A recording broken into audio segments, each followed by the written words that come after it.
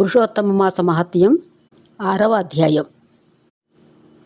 శ్రీకృష్ణుడి అనుగ్రహాన్ని పొంది దుఃఖ విముక్తి పొందడం కోసం విష్ణుమూర్తి అధిక మాసాన్ని శ్రీకృష్ణుడి వద్దకు తీసుకొచ్చాడు. శ్రీకృష్ణునికి నమస్కరించాడు.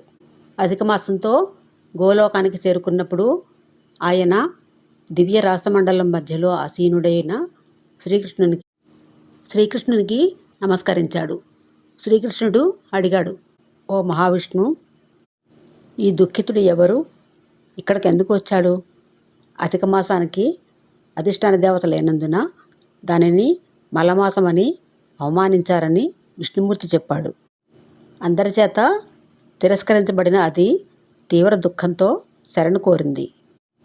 దాని బాధను తొలగించి దానికి పూర్వ వైభవాన్ని తిరిగి తీసుకురాగలది ఆయనేనని చెబుతూ విష్ణుమూర్తి శ్రీకృష్ణుడిని అభ్యర్థించాడు. అప్పుడు ఋషులు శ్రీకృష్ణుని సమాధానం కోసం ఆతృతగా ఎదురుచూశారు. ఈ వీడియోపై మీ అభిప్రాయాలను కామెంట్ల రూపంలో తెలియజేయండి. ఈ వీడియో నచ్చితే లైక్ చేయండి, సబ్స్క్రైబ్ చేయండి, షేర్ చేయండి, కామెంట్ చేయండి.